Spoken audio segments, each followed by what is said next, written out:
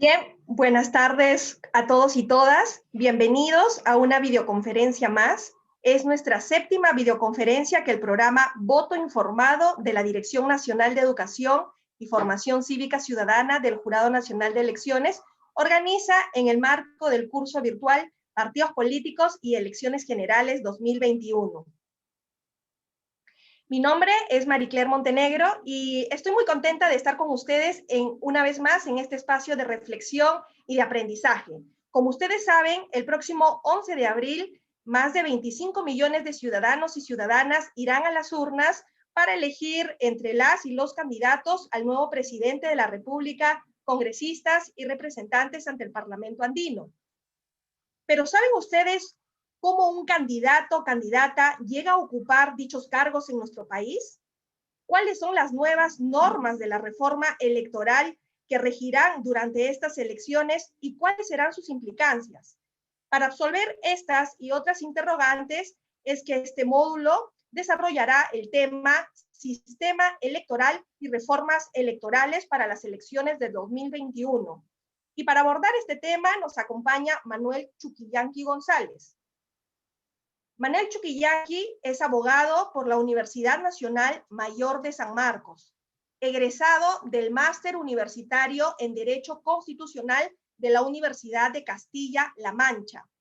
Actualmente es becario Fulbright del programa Hubert Humphrey Fellowship 2020-2021 en la American University. Se desempeña como abogado del Gabinete de Asesores de la Presidencia del Jurado Nacional de Elecciones desde el año 2014 hasta la actualidad.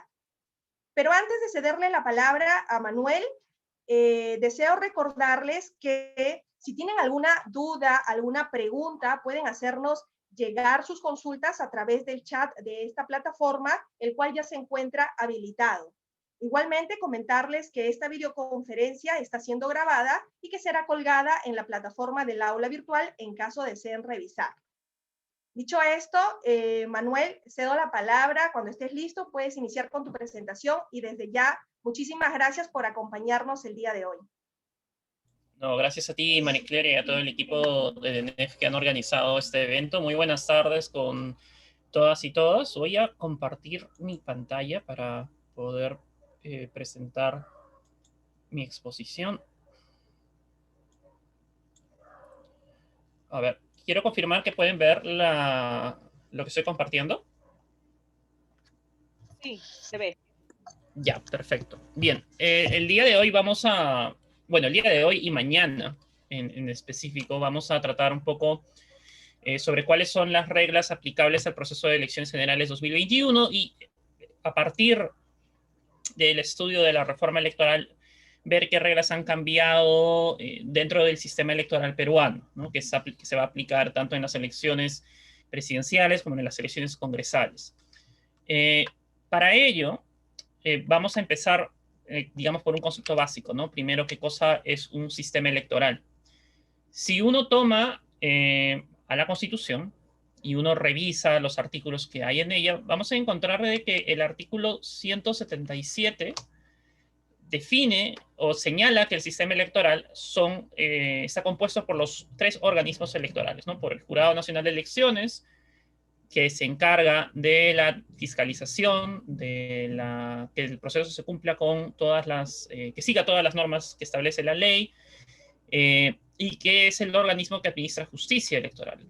También menciona la Oficina Nacional de Procesos Electorales, que es la que se encarga de la organización del proceso en sí, y el Registro Nacional de Identificación Estado Civil, que se encarga en el marco de un proceso electoral de la elaboración del padrón electoral.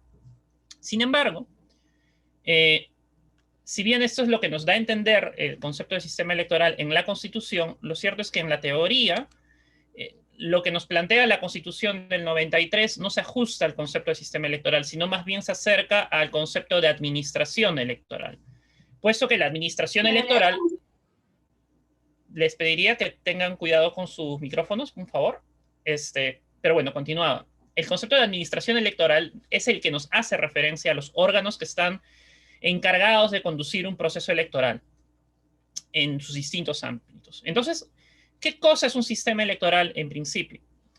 Dieter Nolen nos habla de dos formas de entender a los sistemas electorales, ¿no? Una forma amplia y una forma más restringida. Si queremos entender a los sistemas electorales en el sentido amplio, nos vamos a dar cuenta de que en realidad, por sistema electoral, tenemos que entender a todas las reglas que gobiernan tres aspectos. El derecho de sufragio, es decir, el derecho a elegir y ser elegido. Cómo está organizada la administración electoral, es decir, cuáles son los organismos que llevan adelante una elección. Y por último, cuáles son las reglas que nos permiten resolver conflictos electorales, ¿no? Cuáles son los requisitos justamente para poder inscribir candidatos, cuáles son los requisitos para poder presentar una tacha, una apelación, quién lo resuelve y de qué forma. Y por otro lado, mi cámara, ¿no? Les pediría por favor cuidado con el micrófono otra vez. Gracias. Por otro lado, si tenemos en cuenta un concepto más estricto de lo que es sistema electoral, allí podríamos llegar tal vez a un concepto que nos hable de reglas que se utilizan para determinar cómo se transforman los votos en escaños o el voto en la elección de una autoridad. Este concepto estricto de sistema electoral también lo podemos encontrar dentro del sentido amplio, ¿no? Entonces, digamos que tenemos dos formas de entender qué cosa es un sistema electoral. Pero independientemente del concepto que más nos guste o con el que más estemos cómodos para poder hablar de sistemas electorales, lo cierto es de que si uno empieza a analizar las reglas de una elección, nos vamos a dar cuenta que los sistemas electorales cuentan con múltiples reglas. Y estas reglas, la forma en cómo se diseñan cada uno de estos elementos, van a dar forma al sistema. Entonces, por ejemplo, un sistema electoral obviamente va a tener reglas sobre las candidaturas, es decir, quiénes pueden ser candidatos, ¿no? También va a determinar reglas de cómo se van a elegir a estos candidatos. Otro elemento importante, por ejemplo, es la barrera o umbral de representación y de cancelación, es decir, cuál es el porcentaje mínimo que se exige a una organización política para poder alcanzar un cargo o para poder llegar a la repartición de escaños, así como también es la regla que nos permite determinar qué organización política se va a mantener en el tiempo y cuál va a desaparecer. Las reglas sobre el elemento de fórmula electoral, por ejemplo, nos determinan la forma en cómo esos votos van a determinar qué proporción de escaños he obtenido en proporción a la votación que he recibido, así como también va a determinar el punto en el cual tú obtienes el cargo, o sea, cómo has alcanzado un cargo, por ejemplo, de gobernador o presidente de la República. También dentro de los elementos del sistema electoral encontramos a los mecanismos para promover la participación política, que en el caso peruano está referido sobre todo a las cuotas electorales y ahora recientemente la paridad y alternancia. Esos son los 4 elementos que vamos a, digamos, estudiar más a fondo ahora, pero también hay otros elementos que también le dan forma al sistema electoral, como la segunda elección, en caso no se pudiese alcanzar, digamos, ninguna de las fuerzas alcanzara la barrera de representación para un presidente de la República, la forma en cómo están diseñadas las circunscripciones electorales, si estas son uninominales, plurinominales, e incluso la oportunidad de las elecciones, es decir, la fecha de la elección es un elemento importante para poder determinar quiénes pueden participar y quiénes no en un proceso electoral.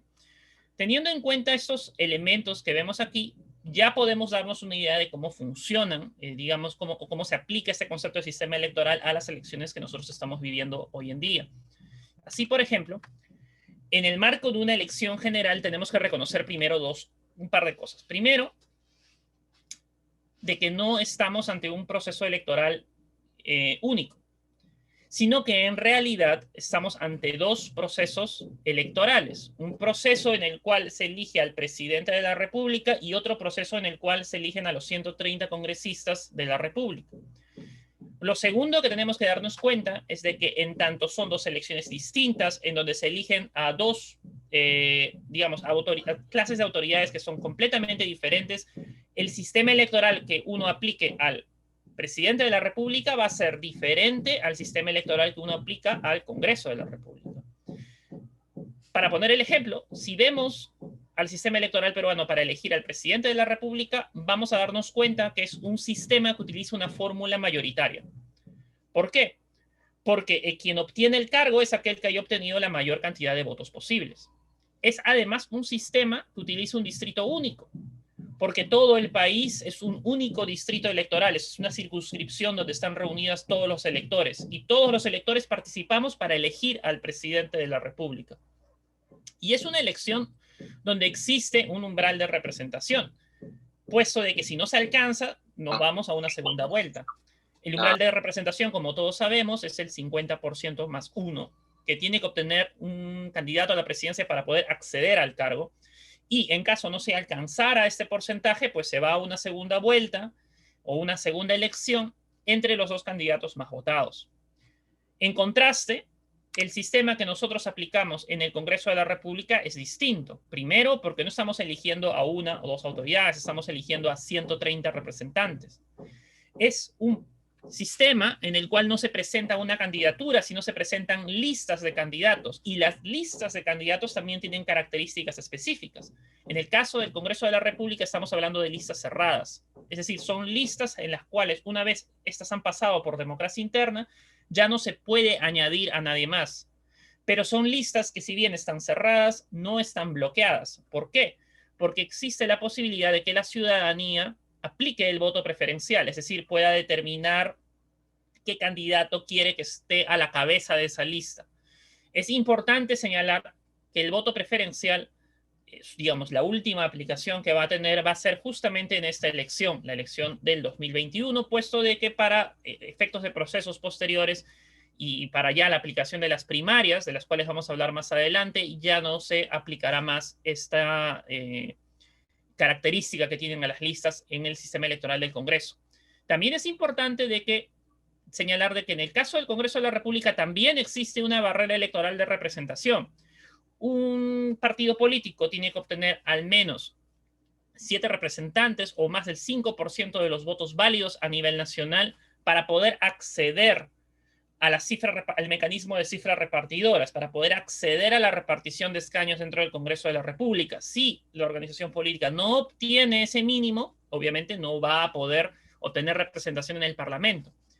Justamente por eso es importante conocer lo que entendemos y cómo funciona la cifra repartidora, algo que con suerte vamos a ver mañana antes del partido. Y finalmente aquí nuevamente es importante volver a resaltar la importancia del voto preferencial, puesto que nuevamente el voto preferencial es lo que va a determinar el orden de la lista, y es algo que se aplica después de haber obviamente aplicado la cifra repartidora, ¿no? Una vez uno recibe los resultados de votación, se determina cuántos escaños le corresponden a cada organización política, y después de eso se reordena la lista de la organización para determinar quién ha obtenido escaños y quién no. Y finalmente, pero no menos importante, el sistema electoral del Congreso de la República utiliza distritos múltiples, plurinominales en la mayoría de los casos. ¿Por qué distritos múltiples? Porque cada región se constituye en una circunscripción electoral, es decir, en el caso, por ejemplo, de la Libertad se constituye en una circunscripción electoral y solo los habitantes de la Libertad van a poder votar por los representantes de dicha región. Aquí también es importante señalar de que en el caso del Congreso de la República, además de las regiones, hay otras circunscripciones especiales, como la de peruanos en el extranjero o Lima provincias, por ejemplo, a las cuales ya se le ha asignado una cantidad de escaños y digamos, su proporción no cambia, ¿no? Con respecto a la población. ¿Y por qué mencionaba que estos distritos podían ser plurinominales? Lo señalaba porque en algunos de estos distritos se elige a más de un representante, que es en la mayoría de los casos. El único caso en el cual solamente se elige a un único representante es Madre de Dios, e incluso en ese caso, para fines de cuota y designaciones, el número de candidaturas que se presentan no es de 1, es de 3. Ahora, teniendo más o menos una idea, digamos, algo más clara de qué cosa es un sistema electoral, ya podemos empezar a ver el tema de reforma y a partir de allí ver cuáles son las reglas aplicadas a esta elección. Primero, es importante señalar, como he mencionado, de que el sistema electoral se va a diseñar de acuerdo a las reglas que rijan a cada uno de sus elementos. Y en tanto estas reglas están retratadas en la ley, es importante ver cómo estas van cambiando, puesto que cada modificación que se haga en la legislación electoral va a tener un impacto en cada uno de esos elementos. Y como son elementos que forman parte de un único sistema, si yo cambio A, voy a tener un impacto en B, porque cada uno de los elementos están encadenados, están concatenados. Ahora, teniendo esto claro, tenemos que entender de que la legislación electoral peruana está bastante dispersa. Tenemos más de una docena de leyes electorales, leyes que además han sido aprobadas en distintos momentos del tiempo. Tenemos leyes, la más antigua, la Ley de Derechos de Participación y Control Ciudadano, que fue aprobada en 1994, y las más recientes en el 2004, como la Ley de Representantes al Parlamento Andino o la Ley de Elecciones municipales de centros poblados, e incluso una norma que, si bien no rige una elección per se, es importante, como la Ley de Ventanilla Única, que es del 2015. Pero aun si estas leyes han sido aprobadas hace mucho tiempo, lo cierto es de que desde que han sido aprobadas, cada una de estas han recibido constantes modificaciones. Constantes modificaciones para poder ajustar lo que señalaba la ley a la realidad que nos afectaba en un momento determinado en el tiempo, o para resolver un problema que surgía en algún momento posterior. Ahora bien, nosotros no vamos a analizar todos los cambios que ha habido en la ley. Lo que nos importa es conocer cuál es la legislación vigente y aplicable para este proceso electoral. Entonces, para poder entender más o menos cuáles son las leyes y reglas aplicables, tenemos que analizar la reforma electoral de los últimos 5 años aproximadamente. Durante los 5 últimos años, yo identifico al menos 4 momentos de reforma, ¿no? Una primera reforma electoral entre el 2015 y 2016, una segunda en el 2017 y 2018, y las dos últimas, la reforma electoral del 2019, que inicia con el referéndum y termina con las modificaciones de agosto del 2019, y la reforma electoral del 2020, que es la reforma del contexto COVID. De estas normas, yo quería empezar con algunas que dieron inicio a la reforma en el 2015 y 2016, que son justamente las normas de no reelección y de dádivas. ¿Por qué la de no reelección? Ustedes recordarán que en el año 2014 surgieron múltiples casos de corrupción o denuncias de casos de corrupción a nivel de los gobiernos regionales. Estos casos dieron pie a que se diera una reforma de los artículos 191 y 194 de la Constitución, que prohibieron la reelección de alcaldes y gobernadores, sobre todo. ¿Por qué es importante? Porque esa modificación en la Constitución dio lugar luego a que posteriormente también se pensara en estandarizar ese tipo de restricciones a otros niveles de gobierno, lo cual veremos más adelante. Pero durante este periodo de reforma también se dio la primera versión de la prohibición de dádivas. Ahora, es importante mencionar de que la prohibición de dádivas, así como las normas que salieron en esta reforma electoral, tuvieron un impacto muy fuerte sobre el proceso electoral de elecciones generales del 2016, porque estas normas se promulgan en medio del proceso electoral. Entonces allí también se generó un problema, porque estas reglas tuvieron que ser aplicadas en medio del proceso, generando un impacto negativo a la seguridad jurídica y que se experimentó en dicho proceso electoral. Ahora bien, justamente porque el sistema electoral funciona como una cadena, las reformas que se van dando también generan ondas que impactan en reformas posteriores. Así, por ejemplo, durante el 2017 y 2018, 2019 y 2020 se dieron normas, que tengo marcados aquí en púrpura, que son consecuencia o nacen de aquellas que se dieron en el 2015 y 2016. Así, por ejemplo, en el caso de dádivas, si ustedes recordarán, las dádivas en el 2016 exigían la exclusión de aquella persona que entregara o prometiera algún dinero o algún bien a los votantes.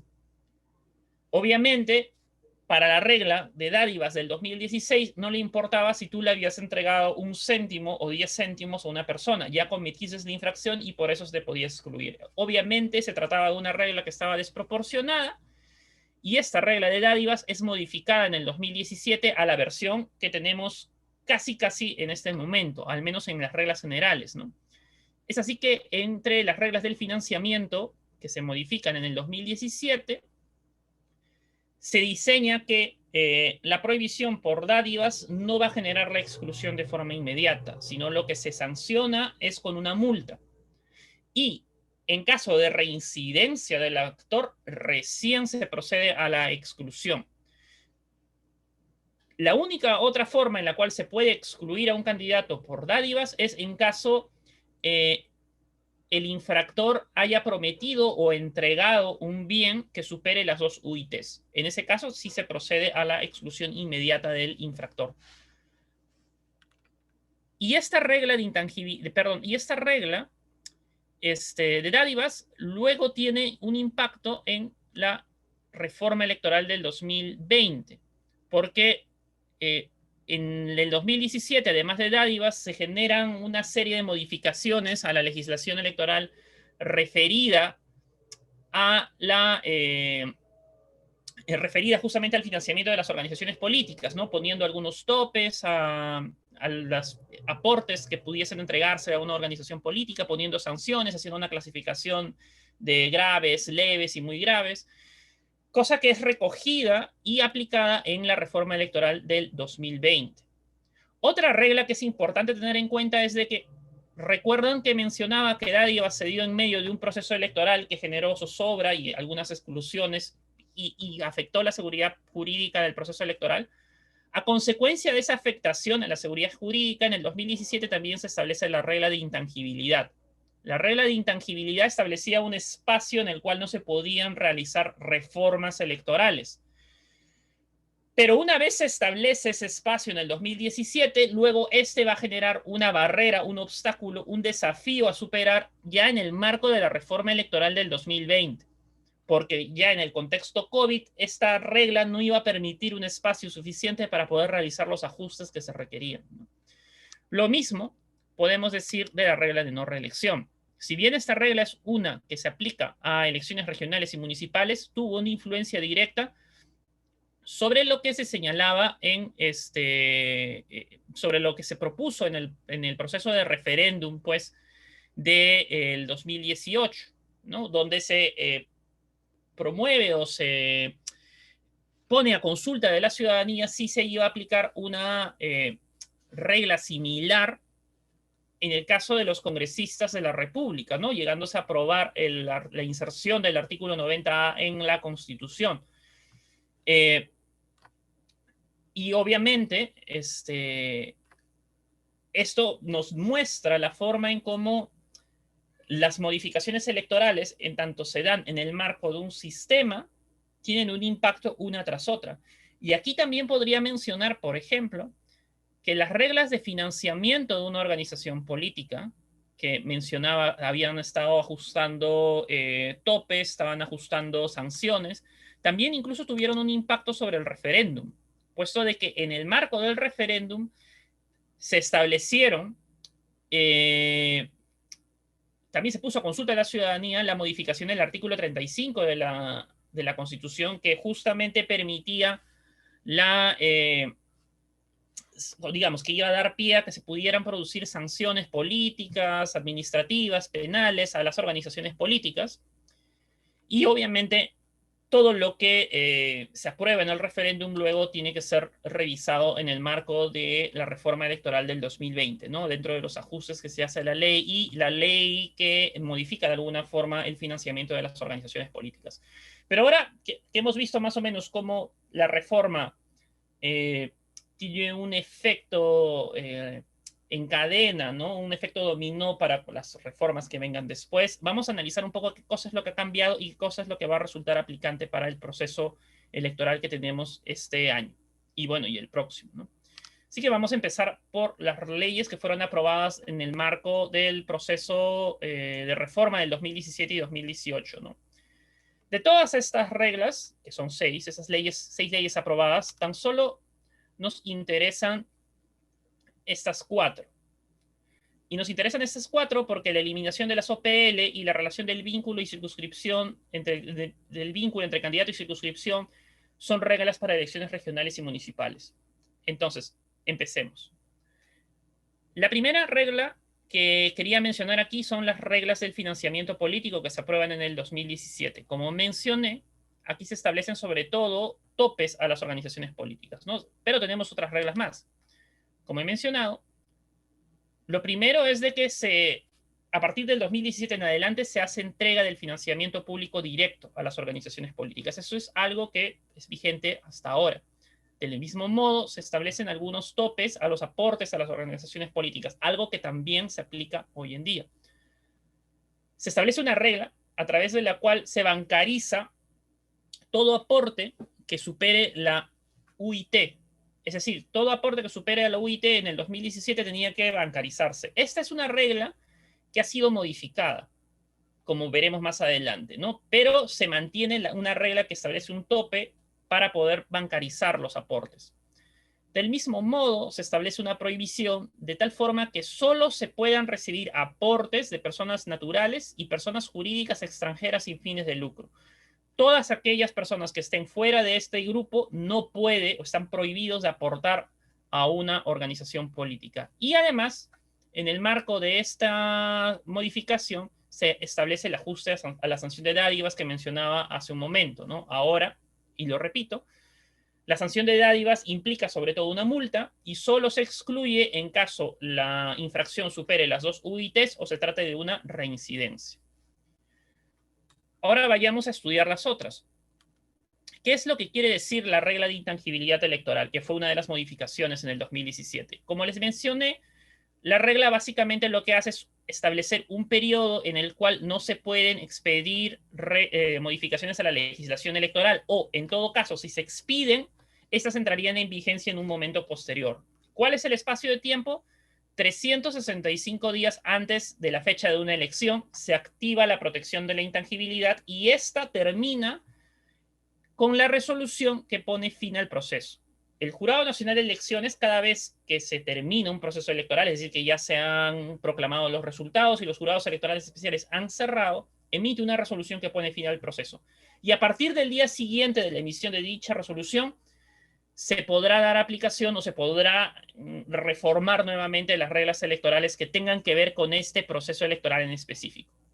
Si extrapolamos estas reglas a nuestro proceso actual, podremos notar que si la elección es el 11 de abril, esto querría decir de que al 11 de abril del año 2020 ya no se podrían haber realizado más modificaciones a la legislación electoral. Obviamente, como no podemos notar, esto generaba un problema para el legislador este año, que en tanto tenía que emitir reglas especiales para poder enfrentar la pandemia, tuvo que establecer una regla especial respecto a la intangibilidad que también veremos más adelante. Pero, nuevamente, la regla especial que se ha establecido es para este proceso electoral. La regla de intangibilidad es una regla general que obviamente se va a aplicar a futuros procesos electorales y por eso es importante comprender la forma en cómo funciona. Durante el 2017 también se emitió una norma que estandariza el cronograma electoral. Esa es otra regla que es aplicable a este proceso electoral, puesto de que el cronograma electoral que tenemos actualmente, y ese es el cronograma electoral de la elección 2021, tiene 270 días, que es el plazo estándar que se pone a cualquier proceso electoral. Tanto las elecciones regionales como las elecciones generales duran 270 días, es decir, 9 meses. Antes, un proceso general podía durar 6 meses y el proceso regional podría durar 240 días. Dicho esto, es importante tener en cuenta que en el cronograma electoral vigente, el cierre del padrón electoral siempre se hace un año antes de la elección.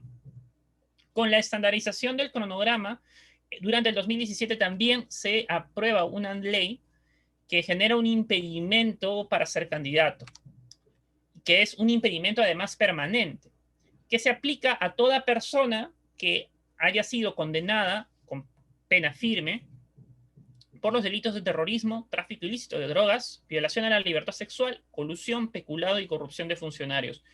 Un ciudadano que haya sido condenado por estos delitos no solamente se vería impedido de participar en un proceso electoral mientras esté vigente la condena, sino que incluso habiendo cumplido la misma y incluso estando rehabilitado, no puede presentarse como candidato a ningún cargo de elección popular. Eso es algo que hay que tener muy en claro. Ya viendo la reforma del 2017, podemos entrar a un terreno más reciente, que es el proceso de reforma del año pasado, del 2019. Como les mencioné, Este proceso tiene su origen con 2 normas que son aprobadas en el marco de un referéndum y otras 4 leyes que son aprobadas a fines de agosto del 2019, ¿no? Como en el marco de la reforma política y electoral que se impulsó a través del Poder Ejecutivo. De estas 6 normas, nuevamente, 5 son importantes para el proceso electoral y tenemos una que, si bien establece sanciones penales al financiamiento, no está relacionada de forma directa con la elección, ¿no? Sino más bien pues habla de un procedimiento que tiene que llevarse a cabo en manos de la justicia ordinaria y no de la justicia electoral. Pero veamos los 5 procesos, o las 5 normas que fueron aprobadas durante el 2019. Aquí he marcado 2 en guinda, porque esas 2 en guinda son completamente aplicables a este proceso electoral. La primera es la modificación del artículo 35 de la Constitución. Esta es una norma que tiene su origen en el referéndum y básicamente lo que establece son 2 reglas. Primero, se prohíbe que las organizaciones políticas adquieran espacios en radio o TV de forma directa. Todo espacio que una organización política tenga en radio o televisión debe ser asignado a través de la franja electoral que administra la Oficina Nacional de Procesos Electorales.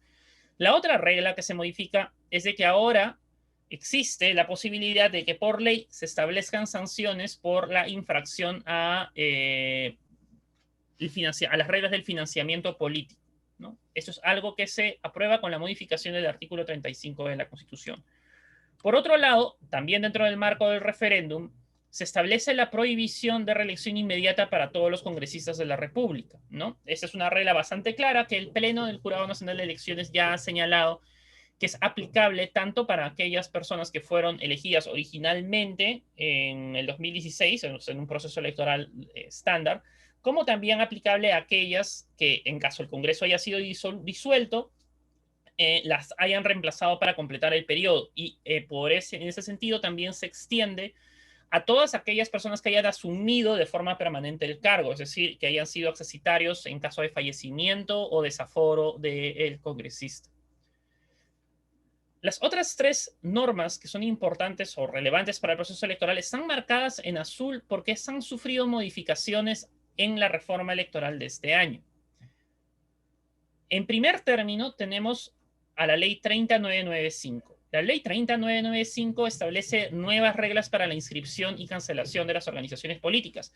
Ahora, las reglas de cancelación e inscripción son completamente vigentes, ¿no? Digamos, el cambio de paradigma que hay para la inscripción y cancelación de organizaciones políticas es el mismo. ¿Y cuál es el cambio de paradigma? De que ya no se habla de adherentes, sino empezamos a hablar de afiliados. Antes una organización política pues necesitaba tener una cierta cantidad de adherentes para poder ser inscrita. Esta regla ha cambiado y ahora se exige un número menor, pero de afiliados, personas que estén vinculadas a la organización política. ¿Qué cosa es lo que se ha ajustado? Básicamente fechas para la inscripción de organizaciones políticas que quisieran participar del proceso de elecciones generales 2021 a causa de la pandemia, ¿no? También tenemos aquí a la ley 30996, que es la que establece ajustes a la cuota de género.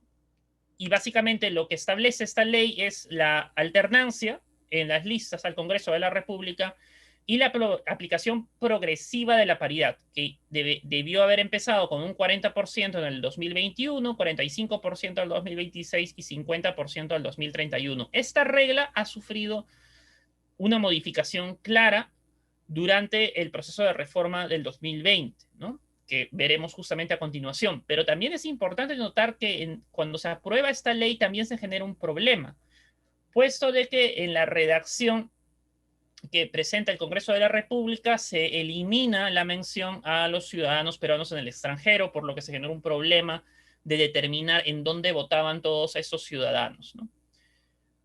Finalmente, en el marco del proceso de reforma del 2019, se aprueba la ley 30998. Esa es una ley muy importante porque también hace un cambio de paradigma en la forma en cómo se eligen candidatos, puesto de que inserta las PASO en el Perú, que son las primarias abiertas, simultáneas y obligatorias, donde participan tanto todas las organizaciones políticas como toda la ciudadanía en general. Y un cambio importante que se da aquí es que por primera vez se permite ya la participación obligatoria de los organismos electorales en el desarrollo de este proceso de internas. Esta norma está marcada en azul porque en el marco de la pandemia, como vamos a notar ahora en las siguientes diapositivas, se suspende el proceso de primarias y se establece un mecanismo alternativo para la selección de candidaturas. Ya este año, en el marco de la emergencia por el COVID-19, se produce un proceso de reforma adicional. Finalmente, durante el 2020 se aprueban 7 normas electorales. De estas 7, 3 tienen una naturaleza temporal. Estas 3 que tenemos aquí son reglas que solo se van a aplicar para el proceso de elecciones generales 2021 y nada más. Es decir, después de este proceso vamos a regresar a las normas que fueron aprobadas y que he mencionado en procesos electorales, procesos de reforma anteriores, especialmente el del 2019. Pero también se aprueban 4 leyes que sí tienen vocación de permanencia. La primera de la que quería hablar es justamente la reforma sobre el financiamiento de las organizaciones políticas. Esta ley genera cambios bastante ligeros sobre el financiamiento de las organizaciones políticas. Es decir, no hacen muchos cambios sobre los topes o de los aportes que deba recibir una organización política. Sin embargo, sí inserta algunas modificaciones, por ejemplo, sobre la distribución del financiamiento público directo, que ahora permite, por ejemplo, la adquisición de servicios, ¿no? La contratación de personal para poder, digamos, darle una vida más activa al interior del partido político.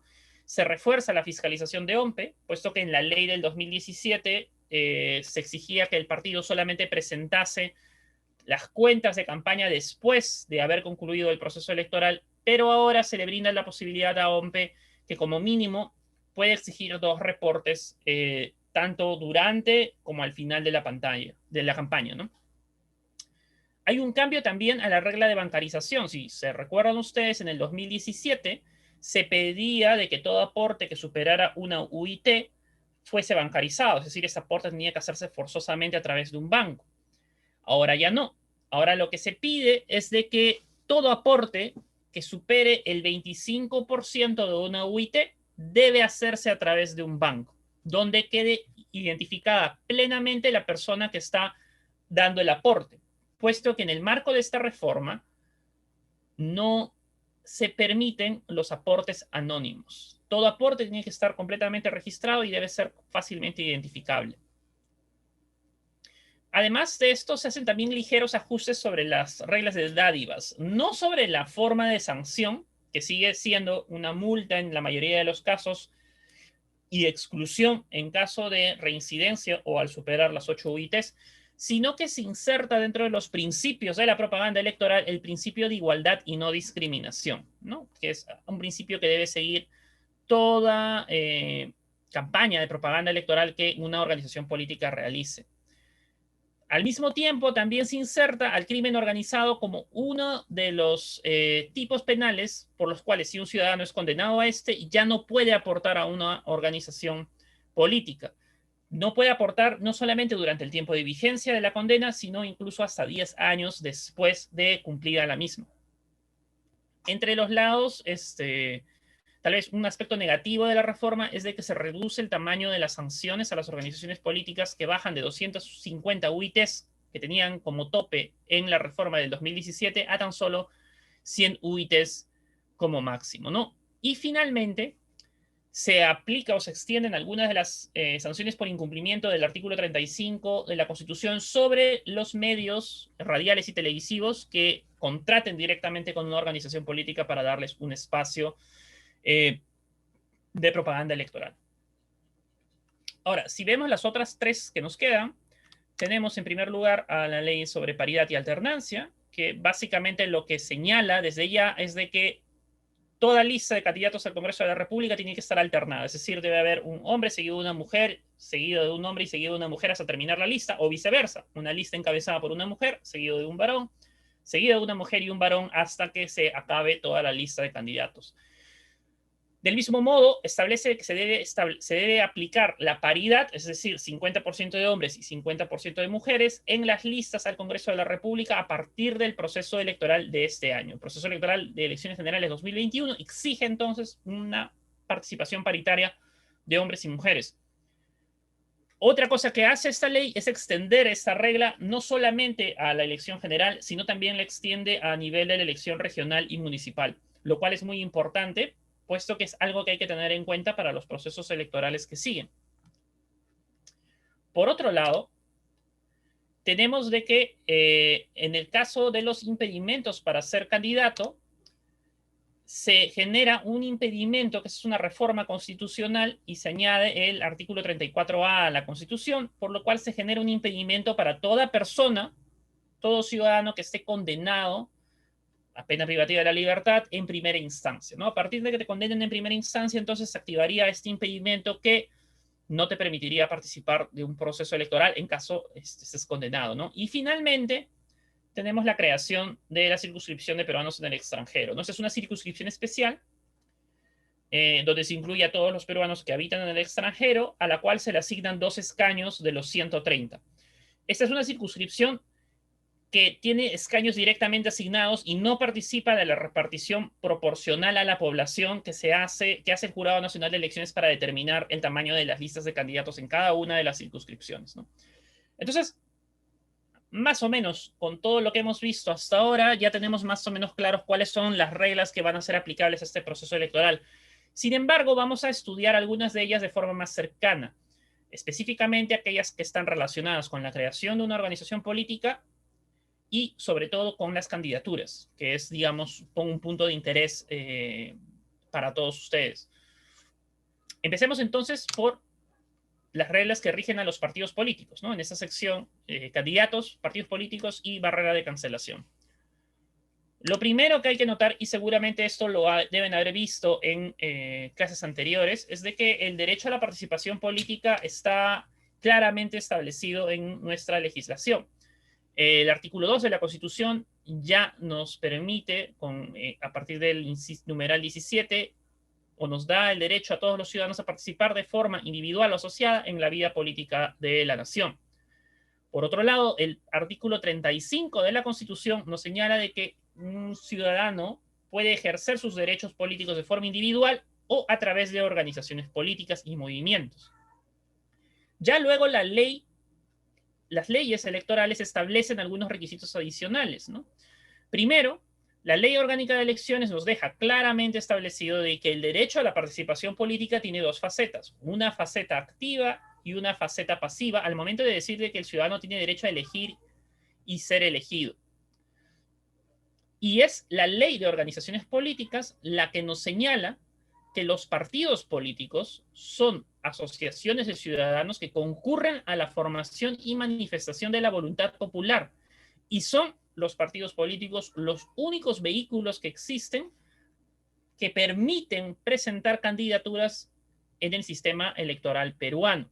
Es así que el artículo 4 de la Ley de Organizaciones Políticas nos señala claramente que solo las organizaciones políticas pueden presentar fórmulas y listas de candidatos en procesos de elecciones presidenciales, parlamentarias, regionales, municipales, siempre y cuando cuenten con inscripción vigente a la fecha de la convocatoria del proceso electoral. Esa es la regla estándar. Esta regla, para el proceso de elecciones generales 2021, ha sido ajustada de alguna forma, ¿no? Como veremos más adelante. De las leyes, por ejemplo, de reforma que hemos mencionado, he hablado de las 4 que son permanentes, pero se han establecido otras 3 que son sobre todo temporales, de las cuales también hablaremos más adelante, ¿no? No se preocupen. Ahora, teniendo en cuenta lo que hemos visto hasta ahora, podríamos llegar entonces a una pequeña conclusión. La primera conclusión es de que el derecho a participación política tiene 2 vertientes. La participación política activa, que es el derecho a elegir, el derecho a votar, se puede ejercer de forma individual. Ese es el ejercicio que todos podemos hacerlo sin necesidad de asociarnos, sin necesidad de formar una organización ni nada por el estilo. Lo único que se requiere es cumplir con los requisitos de ciudadanía y estar registrado ante la RENIEC. Y por otro lado, tenemos a la participación política pasiva, que es el derecho a ser elegido o conocido también como el sufragio pasivo. Y es para ejercer este derecho, el de participación política pasiva, que se requiere formar parte de una organización política. Ahora, las organizaciones políticas tienen distintos tipos. Tenemos a los partidos políticos, por un lado, que son organizaciones políticas de nivel nacional, y por ello pueden participar en elecciones generales, pero también pueden hacer lo mismo en elecciones regionales y municipales. Tenemos también a los movimientos regionales, que son organizaciones políticas de nivel, como su propio nombre lo dice, regional, y solamente pueden participar de las elecciones regionales en la región en la que se hayan inscrito, y también a las regiones municipales y provinciales y distritales de la circunscripción. Y finalmente, como último tipo, tenemos a las alianzas. Las alianzas son uniones de organizaciones políticas para poder participar a un proceso electoral en específico. Ojo que las alianzas solo se pueden conformar entre movimientos regionales y entre partidos políticos. Nunca se pueden juntar dos tipos distintos, ¿no? Ahora bien, las organizaciones políticas, así como, también, como son un derecho a formarlas, que tenemos todos los ciudadanos, también tienen deberes. Deberes que están ligados fuertemente al carácter democrático que tiene, o digamos, a la naturaleza democrática que tiene nuestro país. Así que como uno de sus primeros deberes es el de defender el sistema democrático. Y defender el sistema democrático implica de que las organizaciones políticas tienen que desarrollar una vida partidaria interna que respete los valores de la forma de gobierno democrática.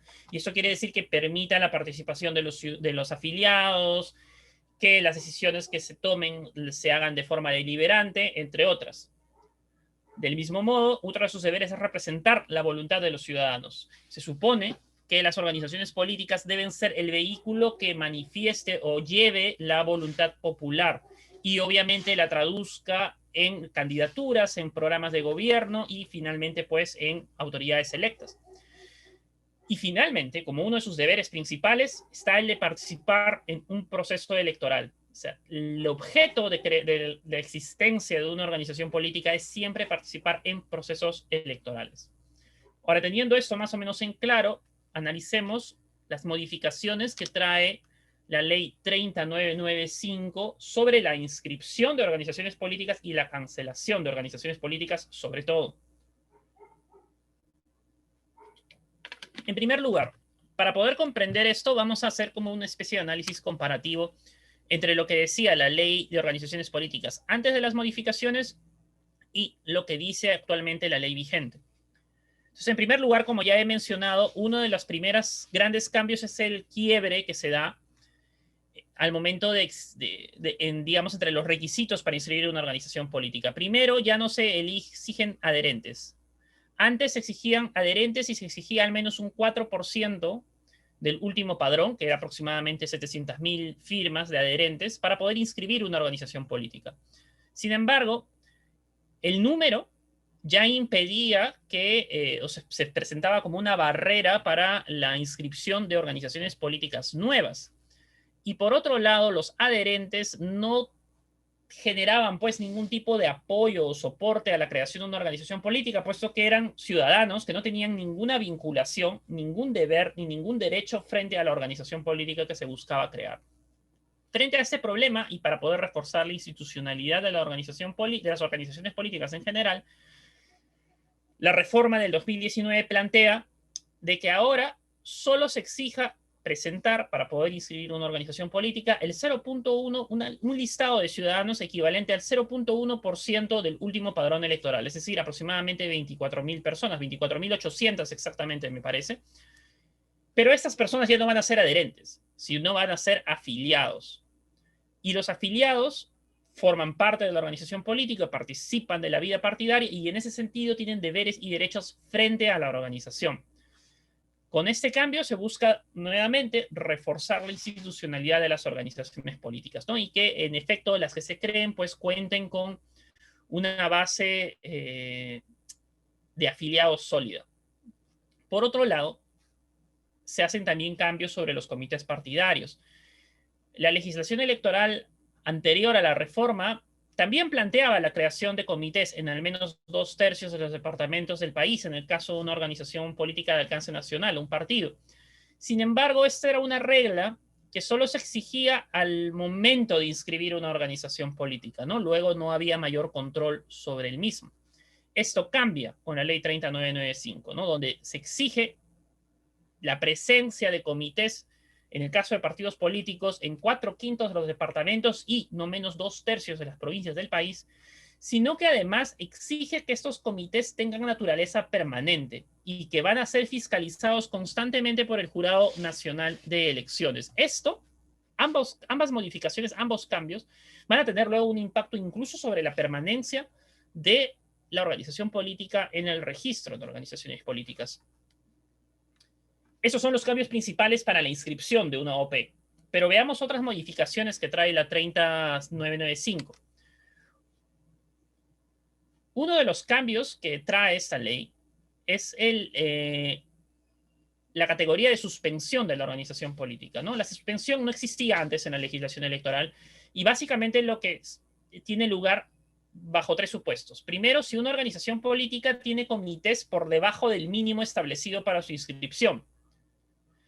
Si eso sucede, o si tiene un número de afiliados también inferior o por debajo de lo que exige la ley para su inscripción, o incumple con remitir el listado de comités y partidarios o sus relaciones de afiliados al ROP, se le puede suspender por 6 meses. Y durante ese plazo, obviamente, no va a poder participar de procesos electorales. Obviamente se espera que durante ese plazo de suspensión puedan subsanar las observaciones que el ROP les haya hecho.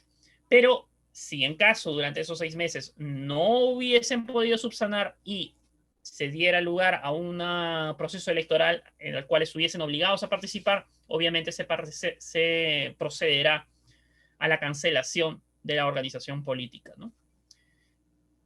En el caso de las alianzas también ha habido una modificación. Ahora las alianzas electorales ya no son temporales.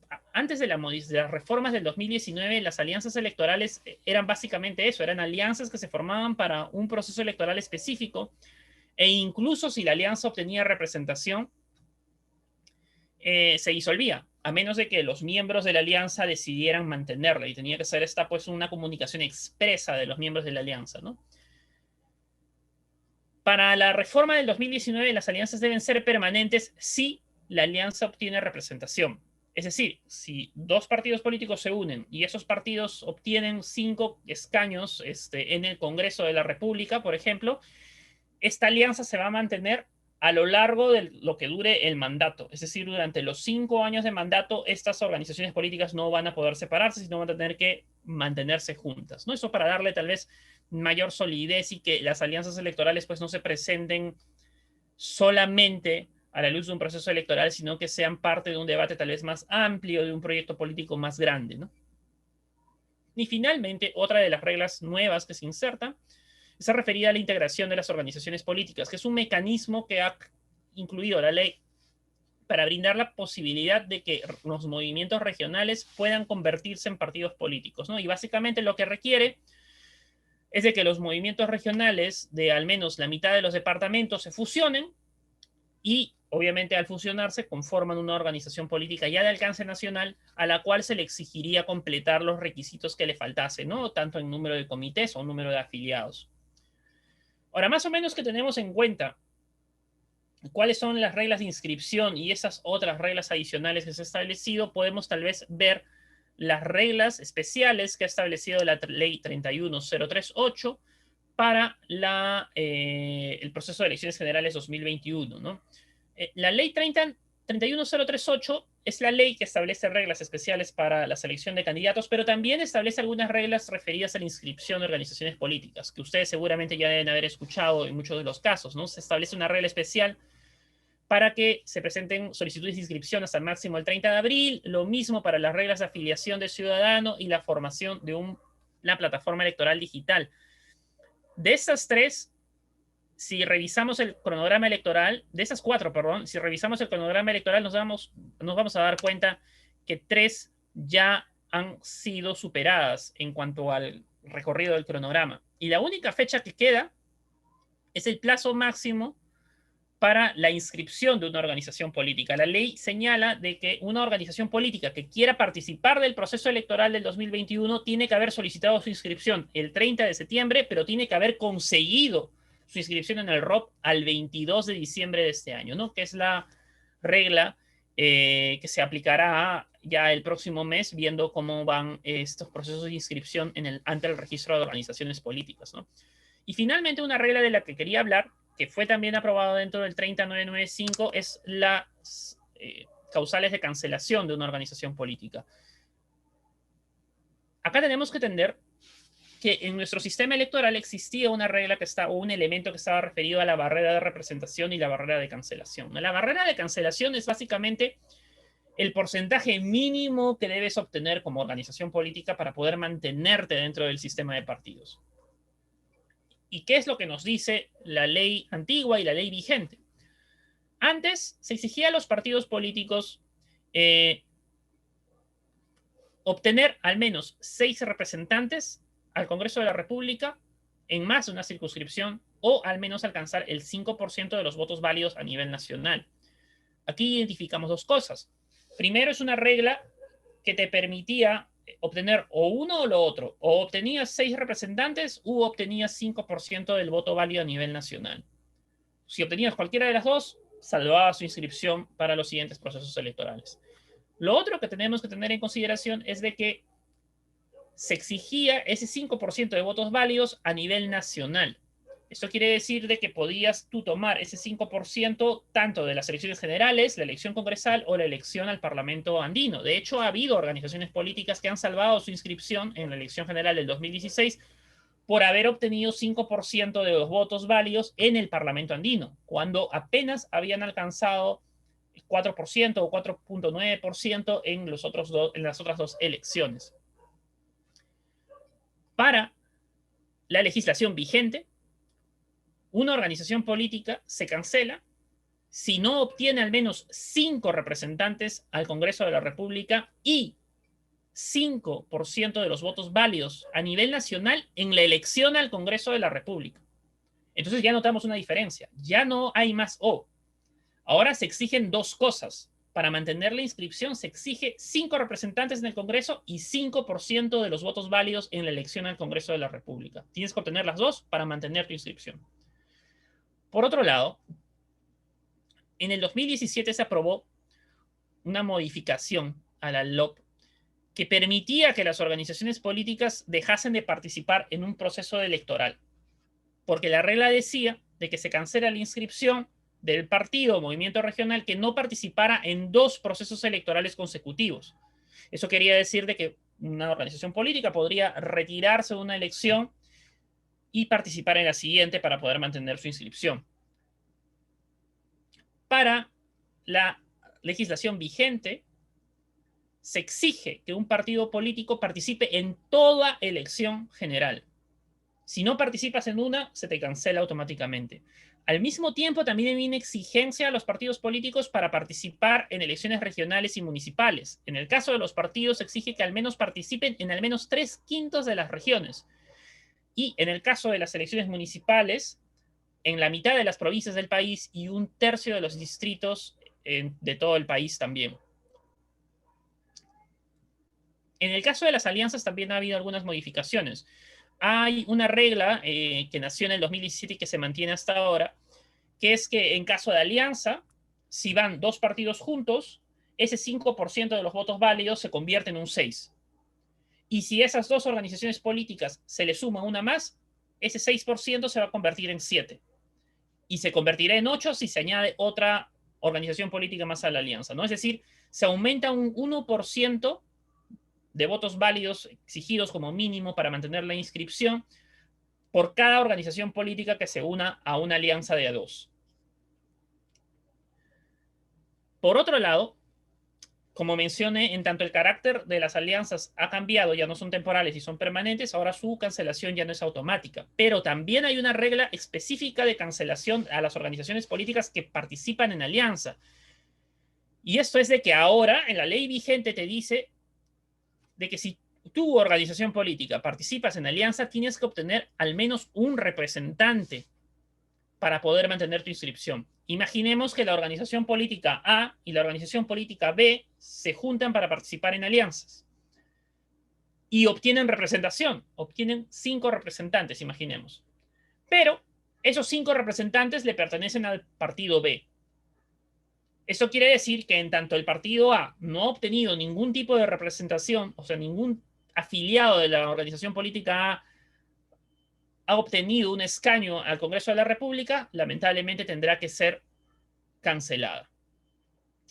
Estas son más o menos las diferencias que son aplicables a este proceso electoral sobre la barrera de cancelación. Obviamente, esta barrera se calcula después de que se haya concluido todo el proceso electoral, ¿no? Después de que se haya podido obtener los resultados. A partir de ese momento se evalúa y, bueno, se procederá a determinar qué organización política se cancela y cuál no.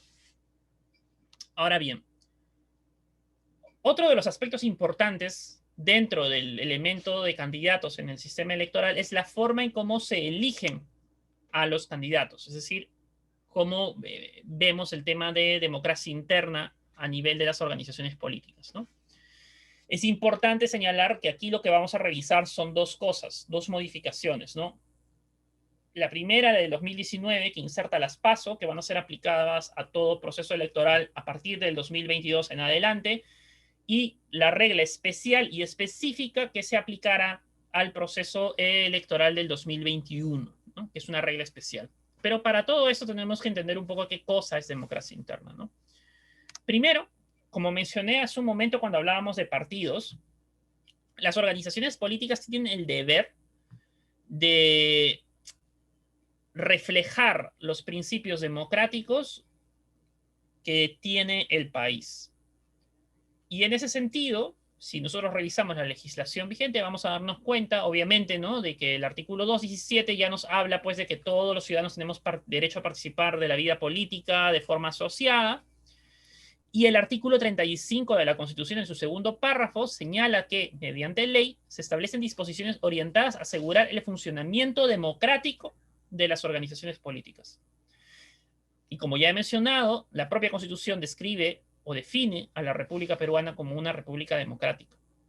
Y eso se refleja ya en la Ley de Organizaciones Políticas, donde cuando se establecen los fines y objetivos de una organización política se señala, como mencionamos anteriormente, de que uno de sus principales objetivos es asegurar la vigencia y defensa del sistema democrático. Entonces, teniendo en cuenta lo que nos dice la legislación, ¿qué cosa es democracia interna? Democracia interna es un término que se suele relacionar con la idea de un buen partido, ¿no? La democracia interna supone, como mencionaba, la adopción por parte del partido de los principios del sistema político democrático. Y esto quiere decir de que tiene que haber competencia en la toma de decisiones, tiene que haber ciertas libertades de las que tienen que gozar los afiliados, como la libertad de expresión, la libertad de elección. Tiene que haber mecanismos competitivos al momento de tomar alguna decisión. El afiliado tiene que tener una participación clave en la formación de la voluntad del partido y obviamente tiene que haber mecanismos de control efectivo dentro del partido, ¿no? Mecanismos que pueden utilizar los afiliados sobre sus dirigentes y autoridades internas. Entonces, en otras palabras, podríamos decir que democracia interna es un término que se utiliza para todo lo que esté relacionado a la vida democrática interna de una organización política, lo que nos incluiría a dos procesos en específico. Por un lado tendríamos la elección de autoridades y por otro lado tendríamos la elección de candidatos. Tanto la elección de autoridades como la elección de candidatos debe tener entonces un carácter democrático donde se permita la participación del, como mínimo, los afiliados de la organización política. Ahora, dicho esto, si ya entendemos que democracia interna es un término general que se aplica tanto a la elección de autoridades como candidatos, enfoquémonos un poco ahora a lo que son los mecanismos de selección de candidatos, ¿no? Los mecanismos de selección de candidatos van a variar, obtienen varias formas y tienen distintas configuraciones dependiendo de cuán exclusivos o inclusivo sea tanto los requisitos para ser candidato como los requisitos para formar parte o como digamos, la inclusividad que tiene el grupo que los elige, ¿no? Entonces, Si vemos este gráfico de acá, vamos a encontrar dos términos, ¿no? Candidacy and selectorate. Selectorate es selectorado. Selectorado es el grupo que elige a los candidatos. Y el grupo que elige de los candidatos puede variar de acuerdo al nivel de inclusividad. Tenemos así selectorados que son más inclusivos, que pueden incluir a todos los ciudadanos, como selectorados menos inclusivos, que pueden estar restringidos solo al líder del partido. Nuevamente, selectorado es el grupo que elige al candidato. Entonces, si estamos frente a un selectorado no inclusivo, eso nos querría decir de que es el líder del partido el que elegiría a dedo quiénes son los candidatos.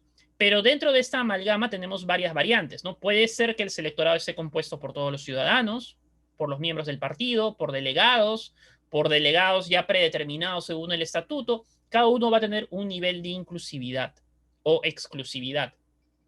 Por otro lado, tenemos a las candidaturas, es decir, a las reglas que señalan quiénes pueden ser candidatos dentro de la organización política. Y aquí también tenemos distintos niveles de inclusividad o exclusividad. Podemos tener a todos los ciudadanos, que como requisito mínimo para poder ser candidato a un proceso electoral seas miembro de un partido, o que el propio partido, además de ser miembro del partido, te exija algún tipo de requisito adicional. Todo esto determina cuán inclusivo o exclusiva sean, digamos, el grupo que también va a ser candidato. Lo que también nos podría dar a entender de que mientras más inclusiva sea la elección, más democrática es. Ahora, dentro de los mecanismos para seleccionar candidatos, que como mencioné, existen de diversas formas, porque puede ser una elección por designación, una elección democrática donde participen todos los ciudadanos, se ha acuñado un término que se llama primaria. Las primarias, en su concepción, son procesos que se dan dentro de un partido para seleccionar candidatos en el marco de un proceso electoral determinado. Y es un proceso donde el peso de la decisión se encuentra dentro de un selectorado inclusivo. Es decir, el grupo que elige a los candidatos o el grupo que más peso tiene durante la elección de candidatos está conformado por los afiliados, los simpatizantes o los ciudadanos en general. Como mínimo, en este estudio que estoy citando aquí abajo de Koenig, nos dicen que como mínimo para que un proceso de selección de candidatos sea considerado una primaria, se requiere que al menos el 50% del peso de la decisión esté a cargo de estos selectorados, ¿no? De los afiliados, los simpatizantes o los ciudadanos en general. Y que nunca se supere ese porcentaje, ¿no? Obviamente, si la decisión o el mayor peso de la decisión está a cargo de delegados, las cúpulas de los partidos o grupos parlamentarios, ya no estaríamos hablando de una primaria, ¿no? Las primarias, per se, son entonces mecanismos de selección de candidatos que tienen una naturaleza más democrática que aquellos donde el peso de la decisión está a cargo del grupo exclusivo del partido, ¿no? Entonces, si vemos aquí este pequeño gráfico, lo que podemos notar es de que la zona de primarias, es decir, la zona donde tenemos este mecanismo de selección de candidatos, son aquella donde el peso de la decisión está en los ciudadanos, los miembros del partido o los simpatizantes del partido que se hayan registrado, ¿no? Cualquier otro mecanismo donde el peso de la decisión esté entre los delegados, el grupo parlamentario, el líder del partido o la élite del partido, no son primarias. Ahora, las primarias se clasifican de distinta forma. Si lo clasificamos de acuerdo a la exclusividad o inclusividad, podríamos tener hasta tenemos en realidad hasta tres subtipos, ¿no? Las primarias abiertas, semiabiertas y cerradas. Koenig nos ofrece también una clasificación primaria, o digamos una clasificación inicial entre primarias puras y primarias mixtas, que básicamente dependen de la complejidad que tenga el proceso, ¿no? En el caso de las primarias puras, todo el peso de la decisión, el 100% de la decisión está dentro de estos grupos inclusivos de selectores, ¿no? En cambio, las primarias mixtas juegan un poco. Son procesos donde, digamos, si bien es cierto, el 50% del peso de la decisión todavía está dentro de este selectorado inclusivo, se permite que las cúpulas del partido, los delegados, tengan algún tipo de actuación en el proceso de selección de candidatos. Pero dicho esto, las primarias pueden ser clasificadas, las puras y las mixtas, en primarias abiertas, que son las primarias donde participan toda la ciudadanía sin necesidad de registrarse ante un partido político. Hay primarias semiabiertas, donde si un ciudadano quiere participar, tiene que registrarse como simpatizante, no como afiliado, sino tan sencillamente como simpatizante que quiere participar en un proceso electoral determinado.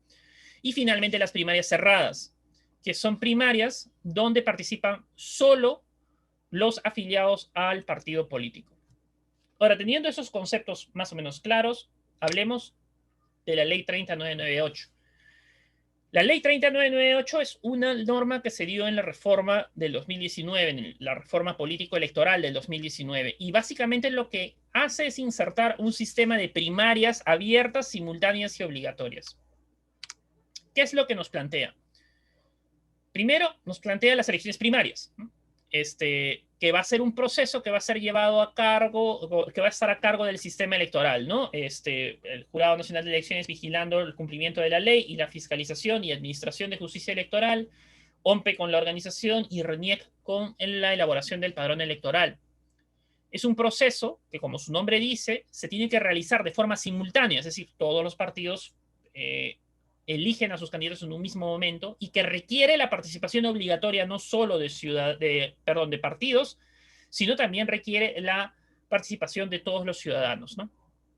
En el 2019 se estableció una regla especial que ya no es vigente, donde se pensaba o permitir a las organizaciones políticas hacer una elección interna antes de ir a la primaria, como para establecer una lista que tan solo sería ratificada en la elección primaria. Sin embargo, las recientes modificaciones electorales del 2020 derogaron esa regla especial. Nuevamente, para este proceso de primarias, en este proceso de primarias o bajo este mecanismo, se eligen a los candidatos a la plancha presidencial, congresistas de la República, gobernadores y alcaldes. Esto quiere decir que en el marco de una elección regional y municipal, los candidatos a consejero regional y los consejeros municipales, tanto distritales como provinciales, van a ser elegidos bajo el formato antiguo. ¿Y qué nos decía el formato antiguo? El formato antiguo nos planteaba la posibilidad de que se puedan hacer primarias cerradas, primarias semiabiertas o que se pueda hacer una elección por delegados. En cambio, en el formato del 2019 solo se permite la realización de primarias abiertas. Nada más. No hay mecanismo de selección a través de delegados. Lo único que se permite es la designación directa a través de un porcentaje que se establece dentro de la lista, ¿no? Que es el equivalente al 20% del total de la lista electoral. Y finalmente, en cuanto a la fecha de ejecución de la elección primaria va a ser determinada por el Jurado Nacional de Elecciones. Este era el modelo inicial que se iba a aplicar a la elección general del 2021. Sin embargo, ya en el marco de la pandemia, se establecieron dos reglas especiales. La primera, que suspende a las elecciones primarias. Por razones sanitarias, básicamente, ¿no? Las elecciones primarias, como su nombre mismo lo dice y como lo he venido explicando, exigen la participación obligatoria de toda la ciudadanía. Es decir, hubieran exigido que los 25 millones de electores que forman parte del padrón electoral participaran ahora en noviembre, ahora en noviembre, de un proceso electoral para el cual en medio de la pandemia nos presentaba pues diversos riesgos, puesto de que no hubiésemos podido tener listos los locales de votación con todas las medidas de seguridad necesarias en todo el país para afrontar tamaño proceso, ¿no? Y por esas razones es de que el Congreso de la República suspende la ejecución de las primarias. Ahora, eso no quiere decir de que ya está derogada las primarias, no. Solamente las han suspendido por el proceso de elecciones generales 2021. A partir del proceso de elecciones regionales y municipales 2022 en adelante, las primarias abiertas, simultáneas y obligatorias van a ser el principal mecanismo de selección de candidatos. Así que es importante también tener en claro cómo funcionan. Ahora bien, hablando ya de la elección aquí, como mencioné, el Congreso suspende las elecciones primarias y emite la ley 31038. Esta ley 31038 establece una serie de reglas para el proceso electoral, partiendo incluso desde el hecho de la ampliación del horario de votación, que ahora ya no es de 8 a 4, de 8 de la mañana a 4 de la tarde, sino va de 7 de la mañana hasta las 7 de la noche, ¿no? Y entre las reglas y modificaciones, que también había explicado también un poco antes, referidas, por ejemplo, a la inscripción de candidaturas, inscripción de organizaciones políticas, establece algunas reglas especiales para la selección de candidatos. ¿Y qué nos dice? Primero, el proceso de elecciones internas está siendo desarrollado actualmente por los organismos electorales, ¿no? El Jurado Nacional de Elecciones se está encargando de la fiscalización y resolverá en apelación cualquier conflicto electoral que se presente. OMPE se va a encargar de la organización del proceso, como lo está viniendo haciendo, en coordinación con cada uno de los órganos electorales de los partidos políticos. Y el RENIEC se encargará, y se ha encargado en realidad ya, de la elaboración de los padrones electorales de los afiliados en base a la información que las organizaciones políticas hayan alcanzado al registro de organizaciones políticas. El cronograma electoral, según la ley, es determinado por el Jurado Nacional de Elecciones y de hecho ya tenemos desde hace ya unos meses una fecha fija para la realización del proceso de elecciones internas, ¿no? De esas elecciones primarias cerradas entre afiliados, que va a tener lugar el 29 de noviembre. La primera fecha, el 29 de noviembre, es la fecha en la que todos los afiliados de todas las organizaciones políticas van a participar de una votación, ya sea para elegir candidatos de forma directamente, en caso aquellas hayan elegido hacer una elección cerrada, o los afiliados elijan a los delegados. Delegados que el 6 de diciembre se reunirán ya para determinar cuál es la lista final de candidatos que la organización política presentará el 22 de diciembre. Se le brinda, dentro de la ley 31038, a la organización política la potestad de establecer los requisitos para ser candidato, para ser precandidato, ¿no? La modalidad de inscripción y el número de postulantes. Todo eso de acuerdo a lo que señala su normativa interna. Para esto, el Jurado Nacional de Elecciones también solicitó a las organizaciones políticas que remitiesen ya en octubre sus reglamentos electorales actualizados para poder ser aplicados en este proceso electoral, ¿no? También se determina de que los postulantes a candidatos se inscriban sus candidaturas ante las organizaciones políticas y se establece básicamente dos modalidades para la ejecución de este proceso, como ya pueden haberse dado cuenta. Primero, se da la posibilidad de que una organización política pueda escoger hacer una elección mediante la modalidad de un afiliado, un voto, es decir, una primaria cerrada, o que permita una elección indirecta a través de delegados, pero que, a diferencia de procesos anteriores, estos delegados sean elegidos por los afiliados. Es decir, al menos los afiliados van a tener una participación clara y directa en la selección de candidatos que deberían respetar la voluntad de los afiliados para elegir finalmente a los candidatos que participarán del proceso electoral. Y otro punto importante es de que la reglamentación de este proceso iba a estar a cargo de OMPE, ¿no? Y de hecho, OMPE ya ha emitido todos los reglamentos necesarios para el proceso electoral interno que ya se está viniendo desarrollando. Aquí tenemos un cuadro comparativo de cómo han ido evolucionando esos procesos de selección de candidatos en el Perú, ¿no? Que es importante tener en cuenta para poder ver cuánto hemos avanzado. Así, por ejemplo, vamos a darnos cuenta que antes de las reformas del 2019, la realización de una primaria, es decir, una elección cerrada o semiabierta, no era obligatoria. No era obligatoria porque existía un mecanismo alternativo para que los partidos puedan elegir a sus candidatos, que eran los delegados.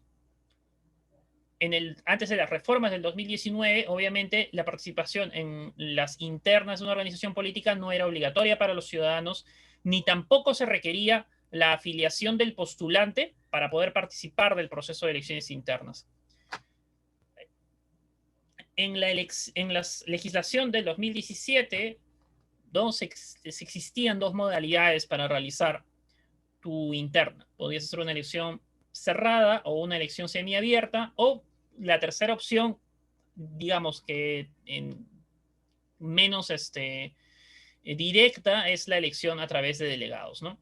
Antes de las reformas del 2019 también hay que tener en cuenta de que los partidos políticos tenían la potestad de designar candidatos hasta un 25% de la lista de candidatos, ¿no? Y esos procesos internos no contaban con la participación obligatoria de los organismos electorales, es decir, solamente se participaba si la organización política nos invitaba. Y este era el mecanismo que se utilizaba para poder seleccionar candidatos a todos los cargos a elección popular. Con la modificación de la ley 3998, esto cambia radicalmente. Acá podemos ver el quiebre. La ley 3998 exige que se realicen elecciones primarias abiertas. Como mencioné, no permite que se elijan candidatos a través de delegados. Y es una primaria que tiene una característica obligatoria tanto para los partidos como para los ciudadanos. Es además un modelo que exige que para que una persona participe de una elección interna, es decir, participe en la primaria, tiene que estar necesariamente afiliado a la organización política. Dicho esto, este modelo permite todavía que las organizaciones políticas puedan designar algunos candidatos y se permite la designación de al menos el 20% de la lista de candidatos. Y son procesos que van a ser organizados por el Estado, es decir, por los organismos electorales. Dicho esto, las primarias abiertas, simultáneas y obligatorias solamente permiten la selección de candidatos a presidente, congresistas, alcaldes y gobernadores. Las otras autoridades van a tener que ser elegidas sus candidatos a través de este modelo, el modelo antiguo. Una cosa que es importante notar, que es un tanto curiosa, es de que este modelo de la ley 3998 es muy similar al modelo que se utiliza en Argentina, y de hecho es de Argentina donde proviene esta modalidad, ¿no? Solo en Argentina y en Uruguay, digamos, existen modelos de primarias abiertas obligatorias. En otros lugares de Latinoamérica existen modelos de primarias pero no abiertas y obligatorias, ¿no? Sino primarias cerradas, primarias semiabiertas y de otro tipo. Eso es un dato importante a tener en cuenta si es que ustedes quisieran revisar cómo funciona las PASO en Argentina, por ejemplo, para, digamos, tenerlo como referencia para futuros procesos electorales. Y frente a estas dos cosas que hemos revisado, esos dos modelos que hemos visto de cómo ha evolucionado, tenemos las reglas especiales para esta elección, donde tenemos que la ley exige la realización de primarias cerradas, pero también brinda la posibilidad de que la organización política pueda realizar una elección a través de delegados. Son procesos que no son obligatorios para los ciudadanos, y si bien sí son obligatorios para los ciudadanos, la realización de una primaria no lo es. Siguiendo el modelo de la ley 3998, todo afiliado está obligado, digamos, todo candidato o precandidato que participe en una elección primaria o una elección interna está obligado a estar afiliado a la organización política. Y se le brinda también nuevamente a la organización política la posibilidad de que pueda designar hasta el 20% de los candidatos de su lista de candidatos al Congreso de la República. Este es un proceso que solamente va a ser aplicado al proceso de elecciones generales 2021, y en ese sentido solamente se pueden elegir a los candidatos a presidente y congresista mediante esta modalidad. Y obviamente este es un proceso que va a ser organizado por el sistema electoral y que viene siendo organizado por el sistema electoral, ¿no? Entonces, si vemos el cuadro, vamos a notar de que hay una evolución, hay un avance hacia la democratización de los procesos de democracia interna al interior de las organizaciones políticas, y sobre todo la democratización de los mecanismos de selección de candidatos, ¿no? Obviamente, esta evolución hacia adelante ha tenido que ser ajustada en el marco de la pandemia para poder tener elecciones internas democráticas, pero que al mismo tiempo garanticen la salud de los afiliados y de los ciudadanos que participen de la misma, ¿no? Finalmente, quería mostrarles el cronograma de las elecciones internas, ¿no?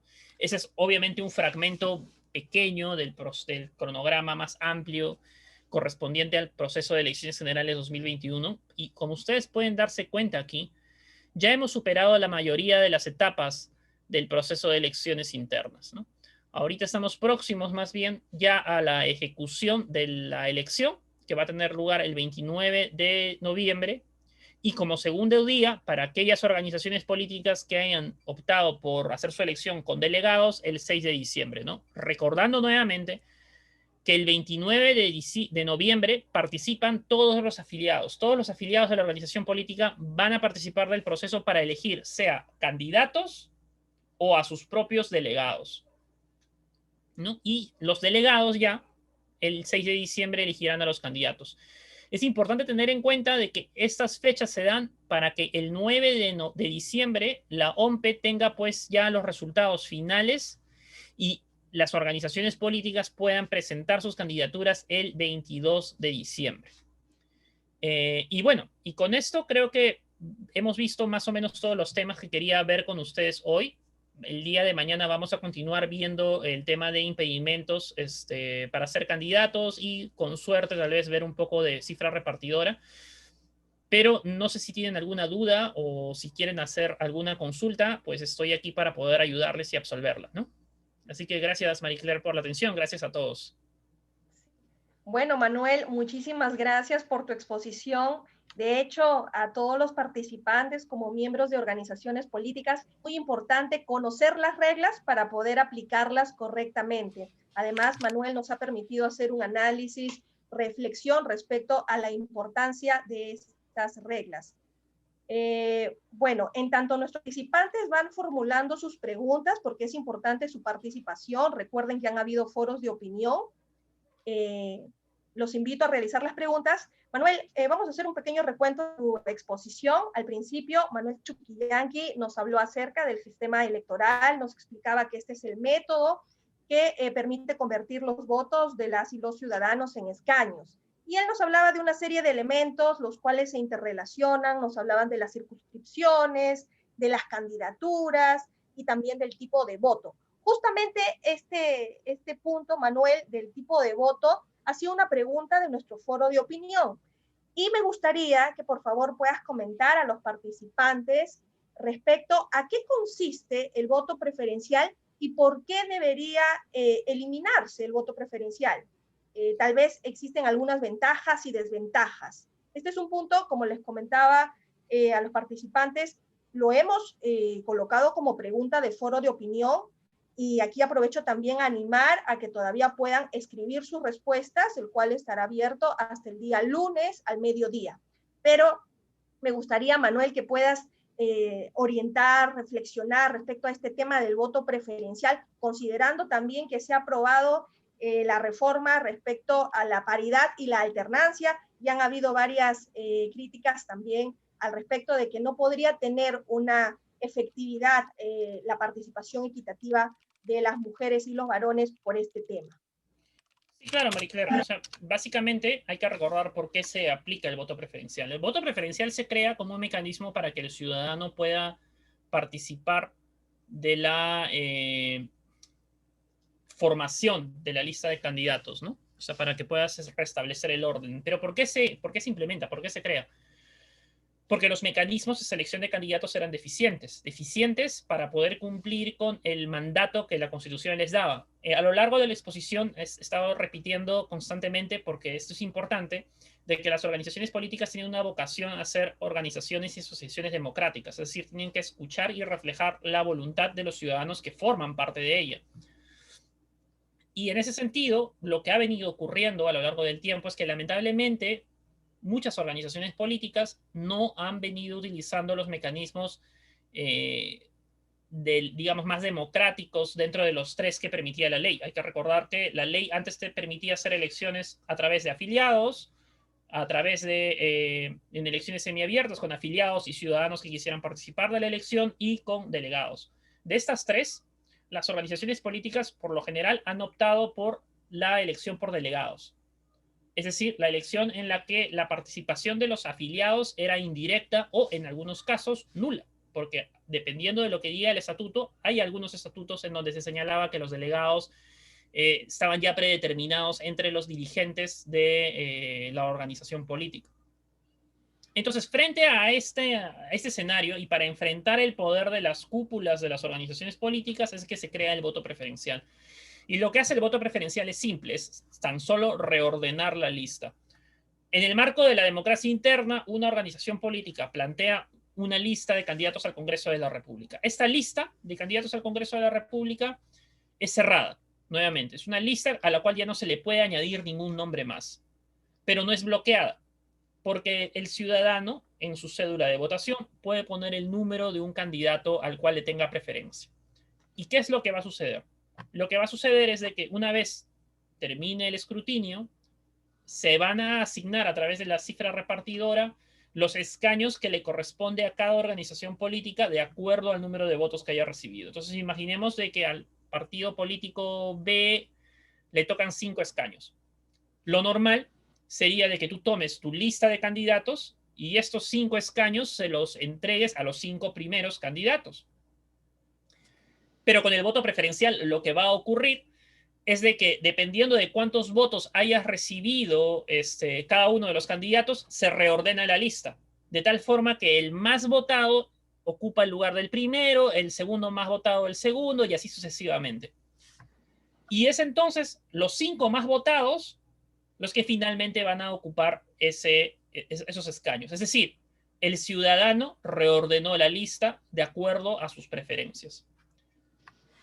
Pero ¿por qué es dañino el voto preferencial? El voto preferencial es dañino en tanto las organizaciones políticas, por lo general, no han sufrido muchos embates a su institucionalidad. Y como han sufrido muchos embates a su institucionalidad, no han centralizado, por ejemplo, los gastos de campaña. Y al no centralizar los gastos de campaña, muchas veces no los distribuyen de forma equitativa entre todos sus candidatos. Y si no los distribuyes los recursos de forma equitativa, lo que va a ocurrir es de que vas a tener una competencia interna muy fuerte entre todos los candidatos, por ejemplo, al Congreso de la República, porque todos van a estar pugnando por obtener la mayor cantidad de votos para poder ser ese primero en la lista y poder ingresar al Congreso de la República. Y obviamente esto da pie a que las personas que tengan más recursos puedan gastar más en campaña y obviamente puedan tener más chances de obtener un cargo de elección popular. Pero sobre todo lo principal es tener en cuenta las luchas internas que se pueden generar y sobre todo las divisiones que puede generar una campaña por voto preferencial al interior de una organización política. A eso hay que aumentarle el problema que mencionabas, Marie Claire, el problema de la paridad y alternancia. La paridad y alternancia lo que te dice es de que tú tienes que reordenar tu lista de tal forma de que los hombres y mujeres aparezcan de forma alternada y te dice además de que tienes que tener 50% de hombres y 50% de mujeres. Eso nos diría, si no hubiera voto preferencial, de que habrían unas grandes posibilidades de que la representación de las mujeres y varones sea muy equitativa o muy cercana al 50% en el Congreso de la República. Sin embargo, con el voto preferencial, en tanto las listas se van a reordenar de acuerdo a la voluntad que tenga el ciudadano, nos puede dar lugar a listas que los 5 primeros cupos sean ocupados por mujeres o los 5 primeros cupos sean ocupados por varones. Y obviamente esto va a tener una influencia sobre la cantidad de mujeres que efectivamente vayan a alcanzar la representación ante el Congreso de la República. Es justamente para poder maximizar el potencial de representación y no solo de participación de género que el voto preferencial debería, digamos, ser suprimido. Pero nuevamente, no es la única razón. Hay razones de lucha intrapartidaria, de los efectos que pueda tener esta lucha o competencia intrapartidaria en la propia organización política y, no menos importante, el hecho de que el voto preferencial muchas veces complica la elección del ciudadano y al complicar la elección del ciudadano puede también arriesgar a la invalidación de su voto, ¿no? Y justamente por todas esas razones, a la cual también ahorita se me ocurre que también el voto preferencial genera dificultades al momento del escrutinio mismo de los votos, es de que es preferible simplificar la elección, eliminar el voto preferencial y darle la potestad ya y la fuerza a los partidos políticos a poder mover campañas más unificadas, más centradas, donde solamente participe la lista y no el candidato individual. Muchas gracias, Manuel, por tu respuesta. Bueno, voy a formular otra pregunta en tanto damos oportunidad a nuestros participantes de que puedan escribir también sus comentarios, son muy válidos, y también sus inquietudes. Otro punto que Manuel nos abordaba en su exposición era sobre las primarias. Él nos ha dado luces respecto a las primarias como mecanismo de selección de candidatos. Manuel nos explicaba que existen diferentes modalidades o métodos de selección de candidatos. Me pregunto, Manuel, ¿podríamos decir que existe algún método que es más democrático que otro? Tal vez en tu exposición debo suponer que marcaría la democracia este elemento que mencionabas del selectorado, ¿no? Que son las personas que finalmente eligen a los candidatos. ¿O habrían algunos otros elementos que harían alguna figura como más democrática que otra? Y finalmente, respecto a este mismo punto, Manuel, sí, para terminar en este punto y ya dar oportunidad también a nuestros participantes, es finalmente qué desafíos enfrentan los partidos políticos en esta era o nueva era de las primarias abiertas. Gracias. A ver, son varias preguntas muy interesantes, ¿no? ¿Cuál es el mecanismo de selección de candidatos más democrático? Es una pregunta bastante difícil porque va a depender mucho del nivel de decisión. Por ese lado, yo comparto un poco la posición que tiene Koenig al momento de hacer su clasificación, ¿no? De qué cosa es una primaria y qué cosa no es una primaria. Yo creo que es más democrático un mecanismo de selección de candidatos mientras más inclusivo sea tu electorado. O sea, mientras más abierto sea el grupo de personas que pueden participar y decidir quién va a ser candidato, más democrático es. Pero como mínimo, debe haber una participación activa de los afiliados. Los afiliados son la base de la organización política y en tanto forman parte de la misma y deberían transmitir, digamos, de forma clara su voluntad, la participación de los afiliados es esencial. Entonces, en tanto se realiza una primaria cerrada, yo creo que, digamos, estaríamos ante el inicio del mecanismo de selección de candidatos más democrático, ¿no? Cualquier otro tipo de mecanismo de selección de candidatos donde no haya participación en absoluta del afiliado, yo creo que perdería esa característica de democraticidad, ¿no? de ser democrático. Por eso también hay muchas críticas a la selección por delegados. Porque si el estatuto del partido político no está bien diseñado, o en todo caso el reglamento electoral no está diseñado, puede ser de que no haya ninguna obligación por parte del delegado a seguir la voluntad del afiliado que le ha elegido. Entonces imagínate que el afiliado ha elegido al delegado X para que vote por el candidato fulanito. Y el delegado X, al momento ya de presentarse a votar, decide no votar por el candidato fulanito, sino vota por menganito. Entonces ya hay, digamos, una vulneración a la voluntad del afiliado. Y en tanto existe ese riesgo, obviamente estamos ante una elección menos democrática, ¿no? Por esos riesgos, yo creo que es mucho más democrático que el afiliado, como mínimo, elija directamente a quienes van a ser los candidatos en un proceso electoral determinado, ¿no? Ahora, los desafíos en el marco de una elección primaria son varios, en realidad. Primero, y eso es algo que se me había olvidado mencionar en la exposición,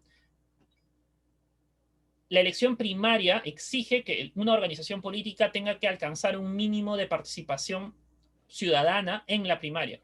Es decir, un partido que participa en una elección primaria tiene que alcanzar al menos el 1.5% de los votos válidos en esa votación primaria, en esa elección primaria. Si no alcanzas el 1.5% de los votos válidos, no puedes participar del proceso electoral, lo cual también podría generar la posibilidad de que te cancelen la inscripción. Entonces, uno de los retos que tienen las organizaciones políticas es justamente tratar de incrementar el arraigo popular que tengan, ¿no? Tratar de conectar con la ciudadanía en general, justamente no solamente para transmitir su ideología, sino sobre todo para transmitir las propuestas que tienen y para poder generar justamente ese vínculo ciudadano que les permita superar ese primer escollo que es las elecciones primarias, ¿no? Otra de las razones que creo que es muy, muy importante es de que esto cambia completamente la forma en cómo se seleccionan candidatos, ¿no? Completamente. Las organizaciones políticas han tenido, digamos, bastante autonomía hasta las reformas del 2019, ¿no? Con la reforma del 2019 y la eliminación del voto preferencial, creo que también van a tener que seleccionar de forma muy cuidadosa a aquellos precandidatos que postulen al proceso de primarias, ¿no? Yo creo que de todas formas, en tanto este es un proceso que todavía no va a tener lugar, sino en la elección del 2022 van a haber otros retos que se van a presentar y otros problemas que vamos a tener que identificar. Y esa es una reflexión además adicional, recordar nuevamente de que el proceso de reforma electoral no se detiene, ¿no? El proceso de reforma electoral es un proceso de aprendizaje constante a partir de los problemas, dificultades y desafíos que encuentras en un proceso electoral determinado, ¿no? Así que hay que esperar un poco a ver cómo es que se desarrolla en principio esta primera elección, donde participan, por ejemplo, todo el sistema electoral por primera vez para ver qué dificultades hay, y luego ver cuáles son las dificultades que afrontaremos en el proceso de primarias ya para la elección regional y municipal del 2022. Muchas gracias, Manuel. Realmente es interesante este tema inédito, ¿no? De las primarias abiertas, pero como tú dices, para este proceso de elecciones generales 2021 no se aplican. Bueno, voy a pasar a dar lectura a las preguntas de nuestros participantes. José Luis Inga Gómez nos dice, el requisito de tener un número mínimo de comités en los departamentos y distritos será cancelatorio para los partidos ya inscritos antes de la reforma o se aplicará tanto para nuevos como los ya inscritos.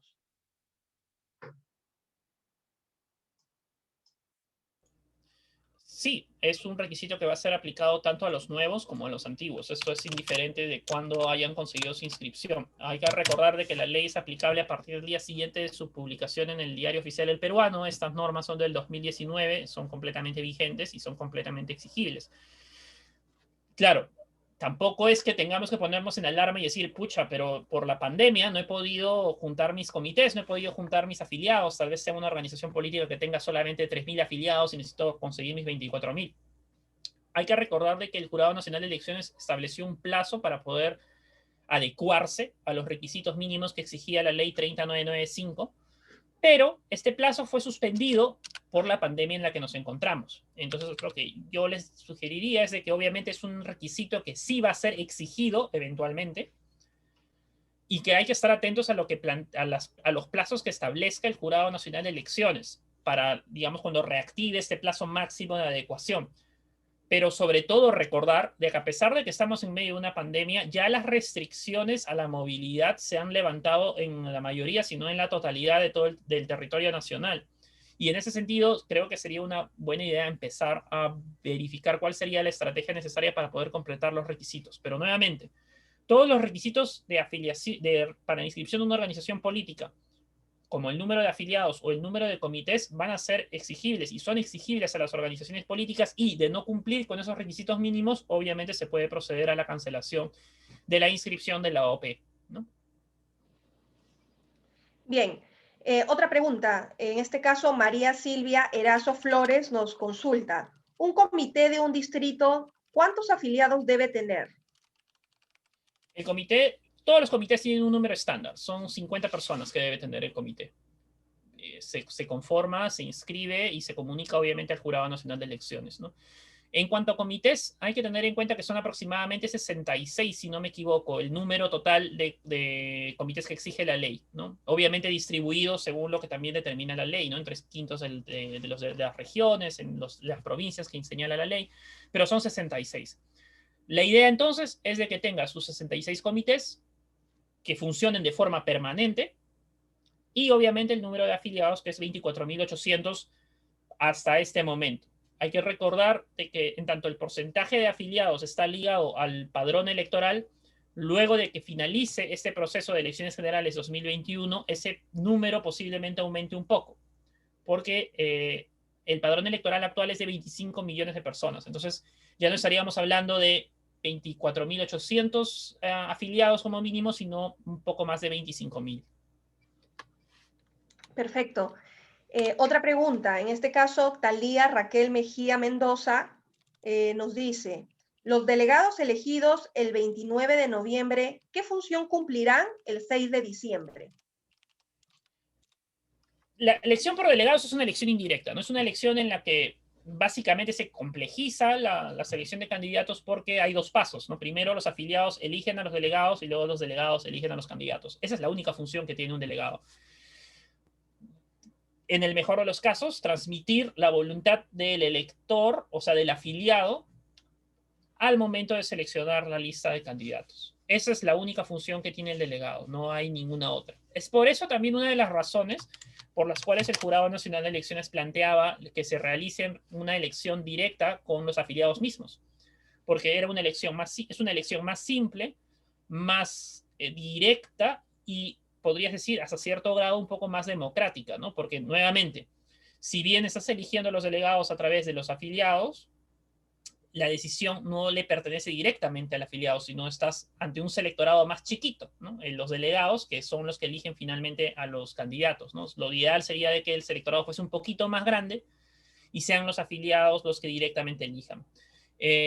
Pero para volver a responder la pregunta, la única función que tienen los delegados, que sean elegidos el 29 de noviembre, es reunirse el 6 de diciembre y elegir ya la lista de candidatos finales que la organización política presentará ante los jurados electorales especiales que correspondan, ¿no? Perfecto. Y finalmente, José Jesús Pariona Martínez nos consulta: ¿en qué momento se debe dar a conocer a los accesitarios para los candidatos a congresistas? A ver, ahí hay una confusión de palabras. No son accesitarios, son suplentes, ¿no? Se presentan junto con la lista de candidatos. Los accesitarios de los congresistas son otra cosa, ¿no? El congresista de la República, una vez elegido, si fallece en el ejercicio del cargo o si es, digamos, retirado del Congreso de la República por algún caso de corrupción o cualquier otra situación grave, es reemplazado por el siguiente en la lista, siguiendo el orden del voto preferencial, ¿no? Si tuviste una lista de 5 candidatos y se va el primero, ya no serían el sexto que quedó, el candidato que quedó en sexto lugar sería, digamos, el accesitario, ¿no?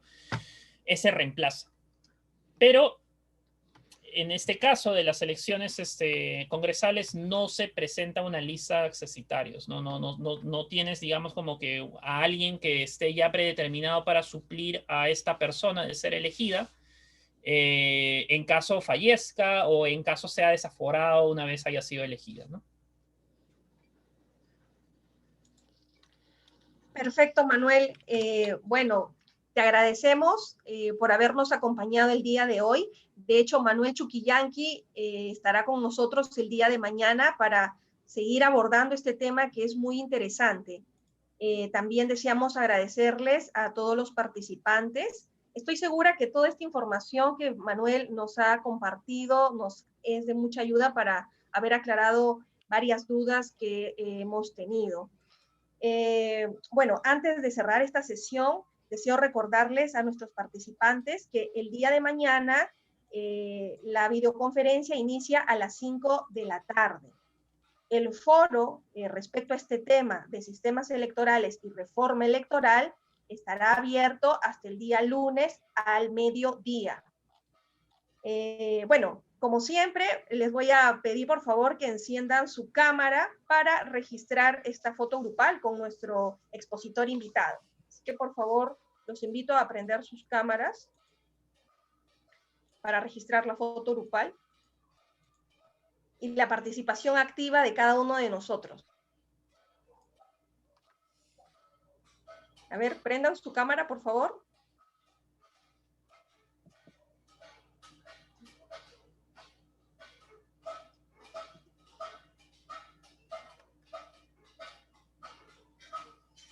Bien, entonces, nuevamente, muchísimas gracias, Manuel. Te esperamos mañana, igual a todos nuestros participantes, a las 5 de la tarde, y que tengan una linda noche. Muchas gracias por acompañarnos. Chao, hasta la próxima. Hasta mañana. Un gusto, nos vemos mañana. Gracias.